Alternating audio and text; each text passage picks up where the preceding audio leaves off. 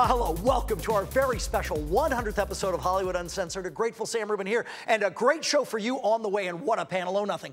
Just the moral center of TV's most popular sitcom, Kunal Nayyar from The Big Bang Theory is here. How many great movies has Daryl Hannah been in?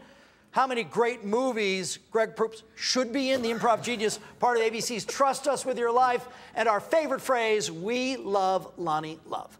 And we begin, sadly, which is probably the grimmest topic we've ever had here, the horrible events in Colorado surrounding last week's premiere of The Dark Knight Rises.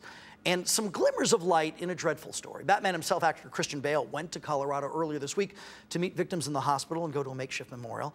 And as this is all happening, we asked the movie box office expert Paul Garabedian if this awful event will keep film fans, keep them away from the theater. Look at after 9/11, there was a lot of fear that people wouldn't go back to the, would they go back to the movie theaters or not? And they did. People are very resilient. They know that this is an isolated incident, but no question, this is kind of a nightmare for everybody, and certainly for the families of the victims.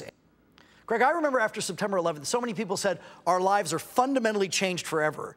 And I didn't believe that then. Are our movie-going habits fundamentally changed forever? I shouldn't think so. I think people will still go out. It's just a terrible incident. What I hope will change forever is people's attitude toward automatic weapons. I think so, but isn't it surprising to me? I am stunned that that isn't topic A, discussion A everywhere, and it isn't. No. Well, that's because the NRA is a very powerful lobby, and, and politicians are desperately afraid to say anything against it because they know they won't get the money from them. But at least this has drawn attention. And the thing is that we're not going to let evil win. I mean, and that was evident because the movie still came out on top. And I'm going to see movies that I didn't even want to go see now, just because I'm going to fight this evil. I'm not going to be afraid. We're going to go out. We're going to enjoy ourselves. We're Americans. We just have to be more aware of what's going on. And they're putting things in place now so that, things like putting an alarm on the exit door and not wearing the costumes, that may have to change. But we will go out to the movies. Now, I know you haven't seen the movie yet, but you're planning to. Oh, yeah, 100%. And to be completely honest, there was, at the back of my head when this first happened, I don't know why, it's like flying on the second day after 9/11. You can't help but feel slightly cautious, right? Yes. And I don't know what cautious means in that sense, but you can't help but think about it. Like, you always think about it. When I go see this movie, I am going to be thinking about it because it is a sort of a violent movie, and there is a lot of elements of what happened in this movie, and I don't think it's going to be that easily separable this earlier on, at least. There's a movie opening this week called Killer Joe. It is rated NC-17, Matthew McConaughey and a bunch of other folks involved. It is a very violent movie, thus that rating. And the director, William Friedkin, I think knowing that he would get this sort of criticism, says violent movies have nothing to do with this kind of thing. Do you think, the phrase I've heard before, the coarsening of the culture has anything to do with the events that took place, Daryl? I think there's a little bit of desensitization, but usually movies are sort of a way to, kind of purge some of those emotions. I mean, I wish the media would just stop making a big, huge deal out of it, because in a way, I think that's what that kid wanted. And so I think if we could just focus on the idea of getting semi-automatic weapons out of the public's hands, I mean, it's just unbelievable that we still allow people to go into a Walmart and buy guns. I tell you what, it is surprising to me too, but I know as this airs and we make those comments, some people are writing in, no, you're crazy. I don't mean to sound weird. How do they think that way? Well, I mean, what it is, it's simple things. It's like, it's a right for us to have a gun. Have your guns, but have some provisions in place. To be able to buy 6,000 rounds of ammunition, I can't buy 3 packets of Sudafed at Walmart without them. Yes. I mean, come on. It's like, just have some provisions. Right. Yeah, you can have your guns, You can't but have smoke some a cigarette in a provisions. bar. Yeah. Right. Yeah. But you can buy 6,000 rounds on the internet. You're right. Things But it are a goes little back crazy. to what you say about the NRA being so powerful, and our leaders are letting, I'm going to just say it, our leaders are getting punked by these organizations. Now, this is going to bring it to the forefront, and now we can fight and do something about it. Back to The Dark Knight Rises, the movie itself has this incredible merit, and I think will get many well-deserved nominations and awards in the month ahead.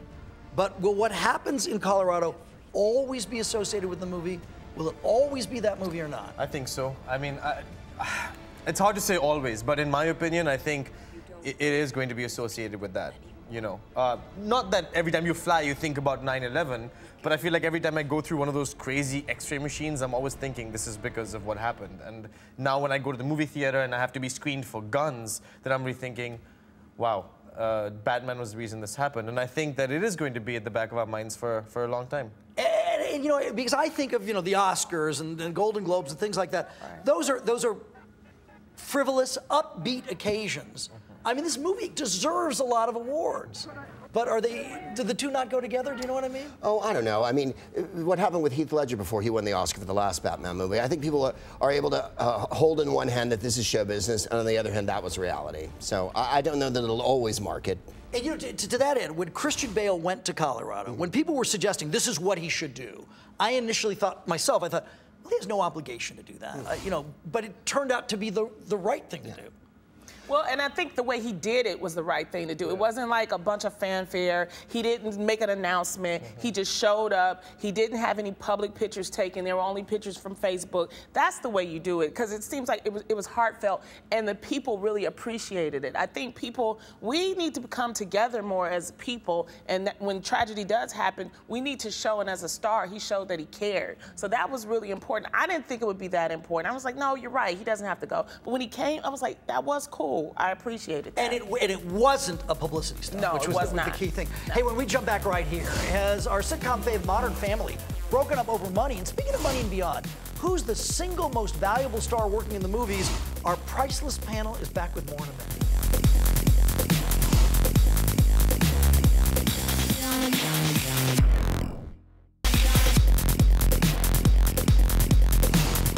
I call it the parade of bad sport. You would do 40 television interviews in which, you know how many of them started like this? So, Tom Hanks, tell me about your new movie. And when you've been doing it for 5 days, and that guy is the 37th interviewer to come in, and he doesn't even ask you a question, but just says, so, tell me about your movie. You know what you want to do? You want to leap across the table. Welcome back to Hollywood Uncensored. One of our favorite guests, Tom Hanks. The brand new season of The Big Bang Theory kicks off this fall with Raj and friends. Kunal Nayyar is here with us, but will our friends from Modern Family be with us? This week, production was to begin on the brand new season of the popular and Emmy award-winning series, but the adult actors on the show, all Emmy nominees, didn't show for the initial table read. Lawyers repping the stars are in court this week trying to get their contracts declared invalid. What this is all about is money. Stars on the show currently get about $65,000 an episode, and they're looking to get about $200,000 an episode.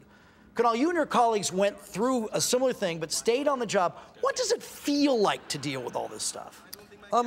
It is very difficult because you become very close to the people who are your bosses or who are heads of the studios, and they become friends of yours, and therefore it's hard to sit across the table and say, the only time that you're going to be the adversaries is seriously when you want money from them, because they're protecting their company and you're protecting your company. So there's always going to, no matter how much you like that person, it's just about money. And people always say, oh, I get comments like, oh, you're so overpaid. Why do you care? Why don't you show up to work? I'm like, okay, yes, it's a lot of money, but compared to what the studio makes on that TV show, right, it's a small percentage of that, and we're clawing and fighting for a small percentage of what the studio makes, and we're very grateful for the studio. But it just happens. It's normal. It won't be any hard feelings. And when you look at like the older sitcoms, like, Sanford and Son, I'm dating myself, right? They don't get residuals, and they were broke. And so it's like you have to protect yourself. So I totally understand. But there's no love lost. It'll all be figured out. These are just tactics. They want that show, so they'll give them their money. Yep. This is all about money, ain't a damn thing. That's what I said. That's what I said. I always hate that argument. Oh, I'd do it for nothing. No, you wouldn't. Okay. No, you wouldn't. If you could negotiate for as much money as you could get, you would, no matter what job it was. Speaking of money, also, the court downtown LA is very busy. The Jackson family in court throughout the week. You're chuckling right away. What is that? Lonnie, explain it to us. What is it about? It's about money again. Yeah. It's like, first of all, Jermaine Jackson needs to find grease for his hair. So it's like, it takes a lot of Soul Glow for that hair to stick. You'll show the picture. And you know what? I'm trying to understand out of all of this, they kidnapped Catherine, all this this kind of stuff. Where is Joe Jackson? See, this is what happens when they retire Joe Jackson's belt. He need to get that belt from 1975 and whoop some ass and get them all back in shape, you know. Joe Jackson just came back from Las Vegas. Yeah, oh yeah, he did finally, you know, and they finally got Catherine back, and so now maybe they can work it out, you know. Daryl, I don't think of you as a super money-oriented person. Do you find this talk distasteful? No, I just, you know what, I don't have a TV, so I'm like totally illiterate about all these wars going on. So. How much better off is she? Much better off. You're not missing anything, trust me. That's why she looks like she's 20. Look at her. She's not, I'm kind of relieved not to know all The Jackson thing is so weird, it makes you wish Michael was still around for his troubles, because they seem pale in comparison to how awful this is. And now you can kind of, I mean, I hate to say it, you can see why he was on drugs if he had to deal with all these crazy people, you know. Well, but the thing that's so terrible is, you know, purportedly they're fighting over the guardianship of the children. To me, it's kind of obvious. It's the money that comes with money. Oh, yeah, because they're the only beneficiaries, you know. If they could find their real father, that would be great, though. Oops. Come on, Sam. You might be the daddy. As far as you I know, might be the daddy. It's entirely possible. Greg, are you willing to babysit? Could you look after those kids? Could I babysit the Jackson children? Yeah. Oh, yeah. No, I know magicians and stuff. I can do balloon animals and whatnot. I can moonwalk a little bit. I mean, it really is, are there people who are looking out for the kids' well-being in truth? You know, that's kind of overlooked. Right, and the sense I have is they're not. We jump back here. Love Bites just asked Twilight stars Robert Pattinson, who got cheated on by his longtime girlfriend. Plus, who's the most valuable star of all? The answer may surprise you. Stick around, we'll be right back.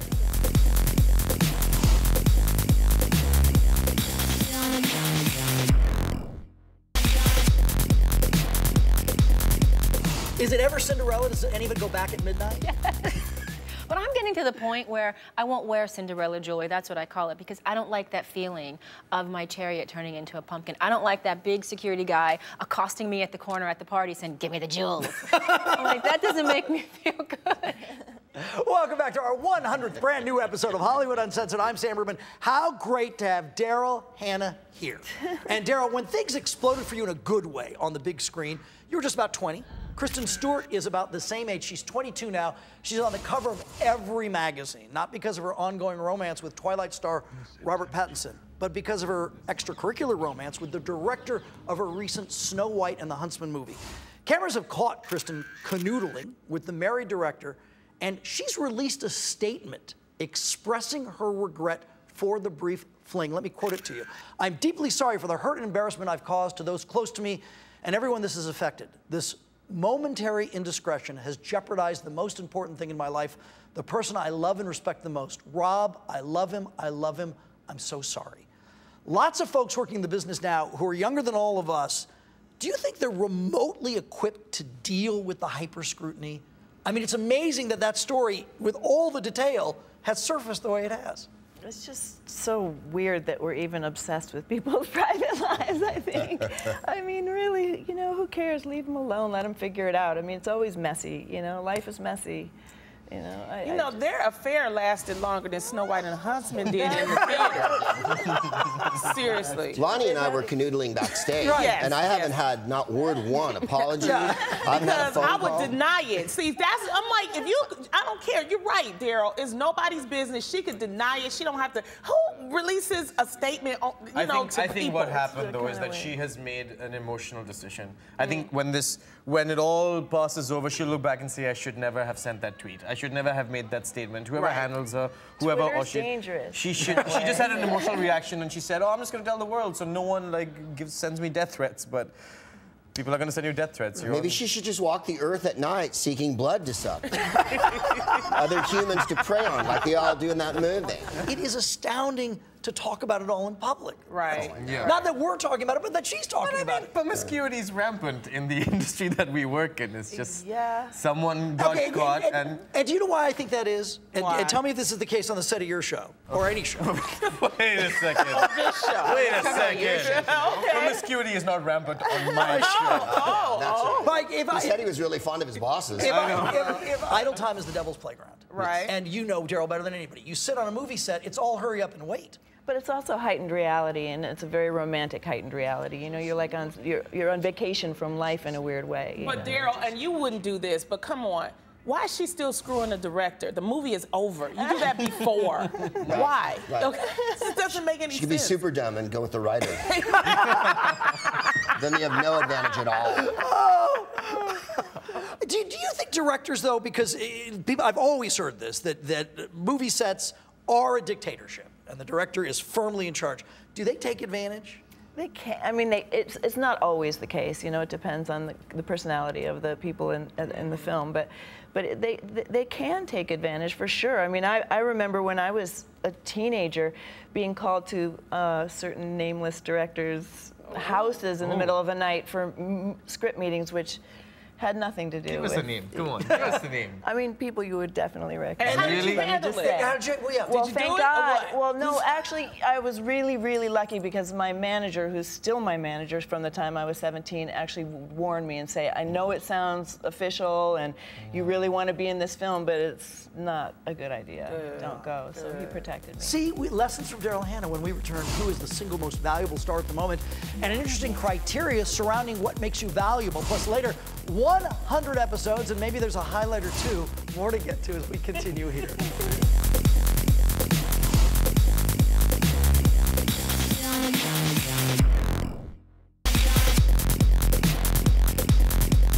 Here's my feeling about the whole thing.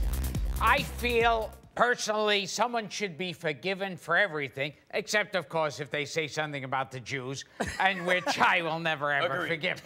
Yes, but anyone else? Anyone else? Gilbert Gottfried there. Welcome back to Hollywood Uncensored. Greg Proops goes prime time. Trust Us with Your Life is on ABC. There's no denying Greg's value here. Who, though, is the single most valuable star? Vulture magazine says that Robert Downey Jr. not only has made a ton of money on the big screen, but among his other qualities, he's very, very likable. And in this era of social media and more, how important is it to be likable? Loni, who doesn't like you? The list can be long and mighty. But no, I think it, you know, you do have to have some likability. I mean, when you look at, we like these people. They're all on TV. We like them. You know, it's not just their hair. It's something about them. Yeah, I'm looking at you. I was like, what's wrong with my hair? I mean, that hair looked great. I'm so confused. But they always say that about TV stars, that there has to be this immediate likability. I don't think it's a TV or a movie star. I guess it's any star, I guess, right? Even if you're a likable star, you can play a villain and people will go and watch that movie. You know, say like Denzel Washington is incredibly likable and he plays these, sometimes he plays these really mean, like a gangster, and people will still go and watch his movies because he's inherently likable, and people like good people. It's fun to love to hate someone too, you know, I mean, especially. I think that's what's happening with Kim Kardashian. People are kind of like loving to hate her a little bit, so it's like she's still in the spotlight, but then there are people that love her, but then there's that Why are you bringing up Kim balance. Kardashian? You do a whole segment on Kim Kardashian. I had to. I know. But you know what? But you know, the thing, and we've talked about this before. Somebody like that, who I don't think has any discernible talent per se, versus an actual actor, an actual entertainer, right? Well, there's varying degrees of likable too. Like David Letterman is a grump, but people like him because of that. There's They you like know, the curmudgeon. exactly. The You lovable don't grump. love everyone because they're lovable. Like the late Mike Wallace was the most contentious. You know, he contested everything all the time, but that's why people liked him. They didn't want him to be a cuddles, snuggles every minute of the day. They You know wanted him to what's be interesting point? We were talking about Kristen Stewart before. David Letterman had a highly publicized dalliance or two, but it seems the public is very forgiving too. Yeah. Well, I mean, it's even like our friend Fred Willard. I mean, you know, his little indiscretion, but we like him. Even though his pants was down, we like Fred. Right. So we're like, okay, you know what, he's 72. He may not have a computer at home. We like him. You know, we're going to find a reason to like Fred, No, okay? he's a lovely man, and I think he'll come out of this. I hope he will, because he's such an awesome person. Yeah, and an actual talent. We return. Yeah, very talented. Guess who's turning 100? Oh, we are. Some fun stuff to celebrate. You are. Hi, somebody.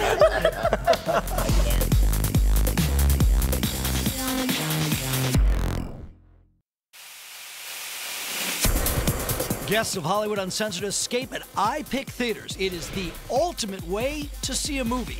iPick is all about comfort, service, selection, from the amazing lounge area to the plush micro suede recliners to the best chef-prepared food and freshly crafted cocktails. You love movies, but iPick loves you more. Check it all out at iPicktheaters.com.